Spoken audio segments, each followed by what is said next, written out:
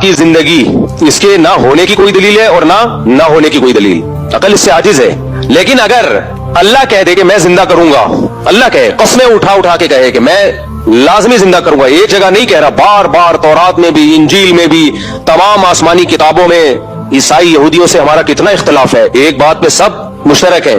تمام پیغمبروں نے ایک بات کی دعوت دی, ان الساعۃ لآتیۃ لا ریب فیہا, قیامت لازمی آئے گی اور اللہ مردوں کو دوبارہ زندہ کرے گا. وانک تبعث من فی القبور, جو قبروں میں پڑے ہوئے ان کو اللہ زندہ کرے گا. یہ بات اگر اللہ کہہ دے جس نے کائنات کو بنایا ہے تو پھر تو مانا جائے گا کہ نہیں مانا جائے گا؟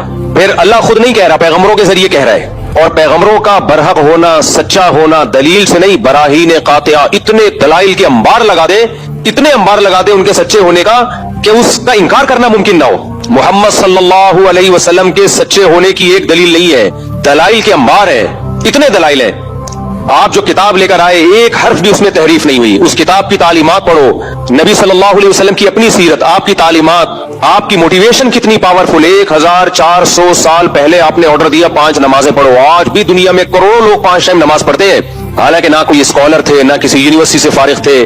دنیا میں کسی کو اتنا فالو نہیں. ابھی حج کیا ہے 30 20 50 لاکھ روپے لوگ خرچ کر کے جا رہے ہیں. کر کیا رہے ہیں؟ کنکریاں مار رہے ہیں, وہاں جا کے بیت اللہ کا طواف کر رہے ہیں.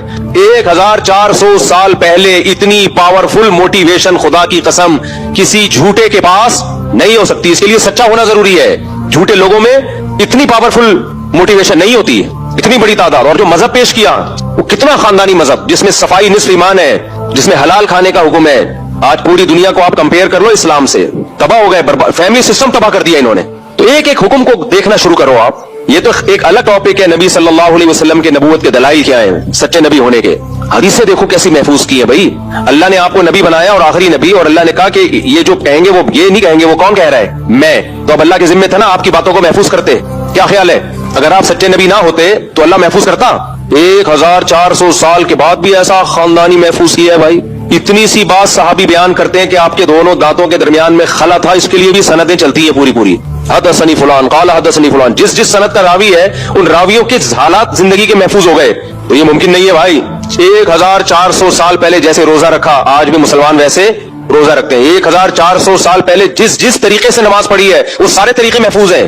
رفع الیدین والی نماز بھی محفوظ, رفع الیدین نہ کرنے والی نماز بھی محفوظ, زور سے آمین والی بھی, آہستہ آمین. یہ جو امت میں اختلاف پیدا ہوا ہے نا, یہ صحابہ میں بھی تھا. وجہ کیا تھی؟ نبی سے دونوں طریقے ثابت تھے, تو صحابہ میں بھی یہ تھا. حج محفوظ, قربانی محفوظ, قربانی کے حکام محفوظ, طلاق نکاح کے حکام, وراثت کے حکام, خرید و فروخت کے حکام. بھائی اس کے لیے تو کوئی بہت بڑا اسکالر ہونا چاہیے جس نے کوئی ایسا سسٹم دیا ہو, جو آکسفورڈ یونیورسٹی سے پڑھا ہوا ہو بھائی, یا کوئی بہت بڑی یونیورسٹی اس زمانے میں ہو. نا امی, ایک ایسے معاشرے میں پیدا ہوئے, نحن قوم امیون, جو سب کے سب امی تھے. نظام دے کے چلے گئے بھائی. 1920 میں خلافت عثمانیہ کا خاتمہ ہوا ہے. بغداد کی خلافت, اندلس کی خلافت, بنو امیہ کی خلافت, مغل بادشاہوں کی حکومت, سب میں اسلام نافذ تھا. وہ لا جو 1400 سال پہلے نبی صلی اللہ علیہ وسلم دے کر گئے وہ نافذ تھا. سب سے پہلے دنیا میں کوئی ملکی قانون اگر ریٹن فارم میں آیا ہے تو اسلام کا ہے, اسلام کا. اس سے پہلے دنیا میں ریٹن فارم میں قانون نہیں ہوتے تھے, چند ایک جزیات ہوتی تھی. یہ تو یورپ میں اب جا کے شروع ہوئے, یہ 400-500 سال پہلے اندھیروں میں ڈوبے ہوئے تھے. تو اللہ کے ذمہ تھا محمد صلی اللہ علیہ وسلم کا سچا ہونا ثابت کر رہا. اللہ نے کر دیا. وہ کوئی اندھا ہو, دیکھے ہی نہیں, آپ کی سیرت ہی نہ پڑھے, آپ کی تعلیمات میں غور ہی نہ کرے, تو قرآن کہتا ہے فَإِنَّهَا لَا تَعْمَى الْأَبْصَارُ وَلَكِنْ تَعْمَى الْقُلُوبُ الَّتِي فِي الصُّدُورِ. آنکھیں اندھی نہیں ہوتی, وہ دل اندھے ہو جاتے ہیں جو سینوں میں چھپے ہوئے ہیں. تو اب اگر محمد صلی اللہ علیہ وسلم اللہ کا کلام پیش کر رہے ہیں, خود بھی دعویٰ کر رہے ہیں کہ موت کے بعد زندگی ہے, اور صرف وہ دعویٰ برائے دعویٰ نہیں ہے, آپ کی پوری زندگی بھی اسی دعوے کے حساب سے ہے.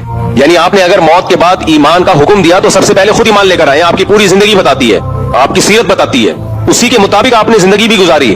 پھر اگر وہ دعویٰ کرے اور قرآن کہے کہ موت کے بعد زندگی ہے, تو گواہ سے ثابت بولو ہو گیا. اب اگر اس گواہ کا دعویٰ عقل کے خلاف ہو تو ہم رد کریں گے. تو عقل کے خلاف کے لیے دلیل چاہیے جو کسی کے پاس نہیں ہے.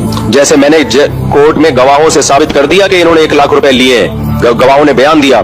اب جج کہہ رہے ہیں کہ یہ دعویٰ خلاف عقل ہے, تو میں کہوں گا جج صاحب آپ ثابت کر دو کہ عقل کے خلاف ہے, تو میں ان گواہوں کا جو سرٹیفکیٹ ہے نا, کریکٹر سرٹیفکیٹ, وہ کینسل کرواؤں گا جا کے. اب ثابت تو کرو نا. اب جج بیٹھا ہوا ہے, ثابت نہیں کر رہا. تو قرآن کہتا ہے موت کے بعد دوبارہ زندگی ہے. मुशरिकीन ने कहा, आज के मुल्हिद ने कहा ये खिलाफ अकल है, तो कुरान ने कहा ले आओ कोई दलील इसके खिलाफ अकल होने की। डार्विन आया, वो दलील लेकर आया, बंदर से हम बने, ये ऐसे इवॉल्व होके बने। 200 साल हो गए, वो नजरिया ही है, अब तक दलाइल से साबित नहीं हुआ। तभी कुरान ने कहा इनके पास कोई दलील नहीं है इस दावे की। अब समझ में आया कुरान उनसे दलील क्यों मांग रहा है, क्योंकि हमारे पास तो दलील है, इस दलील के गलत होने के लिए आपको दलील पेश करनी पड़ेगी, कोई दलील नहीं है। हाँ, ये एक जरूर है कि ये बात एक अचंभे की मालूम होती है। इसकी मिसाल ऐसे है, दोबारा शाकिर भाई पे आते हैं हम। इश्काल को मजबूत करने के लिए पहले मिसाल दो ना, फिर इश्काल समझ में आ जाता है। लोगों की आदत होती है पहले बात करते हैं फिर मिसाल देते हैं। मैं बाज़ मिसाल पहले देता हूँ, उससे सवाल आसानी समझ में आ जाता है। अब मैंने 1 लाख रुपए का इन पे दावा किया और मैंने गवाहों से साबित कर दिया भाई इन्होंने 1 लाख रुपए लिए। आइंदा शाकिर भाई यहाँ कम से कम नहीं बैठेंगे, बैठे मुझे तो खुशी होती है आपके यहाँ बैठने से। मैंने साबित कर दिया जी 1 लाख रुपए मैंने इनको दिए।